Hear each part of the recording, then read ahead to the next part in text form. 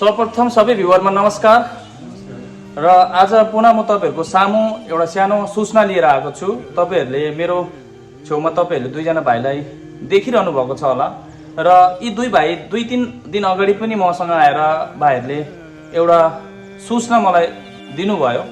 तर मैले तत्कालै भाइहरुको सूचनाको आधारमा मैले तपाईहरुको सामु भिडियो बनाउनु मैले उचित सम्झिन र घटना के हो भने तपाईहरुलाई थाहा भएकै कुरा हो।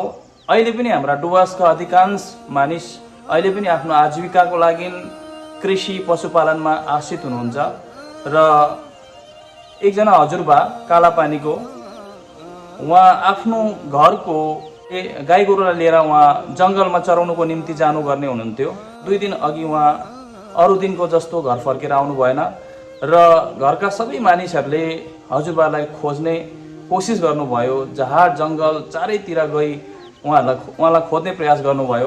तर अथक प्रयास गर्नुको बावजुद पनि घरका गाउँका मानिसहरू हजुरबालाई खोज्नुमा सफल हुनु भएन। त्यसैले भाइहरू 2 दिन अघि आएर मलाई सूचित गर्नुभयो। तर मैले तत्कालै भिडियो मैले बनाउनु मैले इन्कार गरेँ।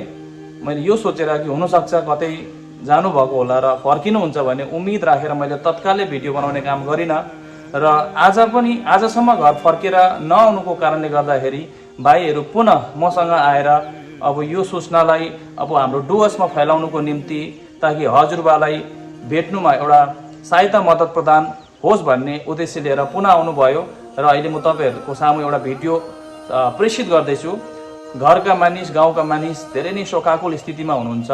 घरको मान्छेहरू खानापिना छोडिसक्नु भएको छ। उहाँको 2 जना छोरा पनि कमाउनुको निम्ति केरला जानुभएको थियो र जस्तो उहाँले खबर सुन्नुभयो उहाँले टिकट काटेर उहाँहरू घर फर्किनु हुँदैछ र भाइको चाहिँ घरमा कोही नहुनुको कारणले गर्दाखेरि भाइले आफ्नो भिनाजुको स्थानलाई यहाँ लिएर उहाँले हजुरबालाई खोज्ने प्रयास गरिरहनु भएको छ र हजुरबाको ठेगाना अलिपुरद्वार स्थित बिरपडा थाना अन्तर्गत बन्दापानी टिजी जीपी पर्ने कालापानी बस्ती पाठ संख्या 1 का हुनुहुन्छ हजुरबा र उहाँको नाम धनबहादुर छेत्री, बोलाउने नाम सेते हो र उहाँको उम्र अहिले 70 वर्ष भन्दा पनि धेरै भइसकेको छ र उहाँको पिताको नाम स्वर्गीय नरबहादुर छेत्री हो र हजुरबा जो हराउनु भएको छ उहाँको डिटेल्स हो र म भाइकै अब मुखबाट म सुन्न चाहन्छु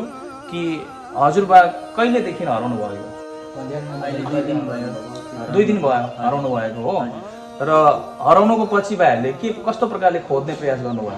हजुर, हराउने प्रक्रिया सुरु भएपछि हामीले सबैलाई भन्यौँ, सबैतिर खोज्यौँ, चालु भयो, जङ्गलतिर सबैतिर खोज्यौँ। हजुर, यताउता सबै खोज्यौँ, भेटेनौँ। अनि त्यसलाई र थानामा पनि तपाईहरुले जनाउनु भयो हजुरबा हराएको यत्रो दिन भयो? हैन, थानामा जनाएको छैन।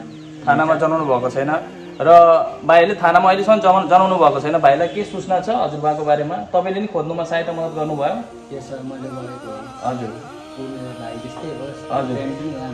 हजुर हजुर सम्पूर्ण डुवर्सका जति पनि मेरा भ्युअर्सहरू हुनुहुन्छ म तपाईहरुलाई हात जोडेर म तपाईहरुलाई प्रार्थना गर्दछु। हेर्नुहोस्, हजुरबा भनेको घरको खाम्बो हो र यो उमेरमा हुन सक्छ हजुरबाको मानसिक स्थितिमा कुनै प्रकारको असुविधा उत्पन्न हुनको कारणले गर्दाखेरि पनि त्यस्तो भएको हुन सक्नुहुन्छ र हजुरबा आफ्नो दिशादेखिको भड्केर अर्कै दिशामा लागेर अर्को ठाउँमा पुग्नु भएको हुन सक्नुहुन्छ। त्यसैले हामीले यो भिडियो बनाएको हो। अगर तपाईलाई म एउटा भिडियो एउटा फोटो यो भिडियोसँग पेस्ट गरेर म तपाईहरुको सामु प्रस्तुत गर्नेछु। अगर तपाईले हजुरबालाई कतै पनि तपाईले पाउनु भयो भने भेट्नु भयो भने तपाईलाई हात जोडी हामी प्रार्थना गर्दछौं कि तुरन्तै हामी आफ्नो यस भिडियोको मुनि कमेन्ट बक्समा हामी त्यसको ठेगाना पनि हामी दिनेछौं र तपाईहरुले कृपया गरी हजुरबालाई खोज्नुमा सहायता मद्दत गरिदिनु होला। यो भिडियोलाई धेरै भन्दा धेरै तपाईहरुले छर्दिनु होला, धेरै भन्दा धेरै तपाईले शेयर गरिदिनु होला ताकि समय रहँदै हजुरबालाई हामीले भेटेर उहाँको वापसी होस् घरमा। सबैलाई एकपटक पुनः आग्रह गर्दछु कि यस भिडियोलाई धेरै भन्दा धेरै शेयर गरेर हजुरबालाई खोज्नुको निम्ति तपाईहरुले सहायता मद्दत प्रदान गर्नु होला।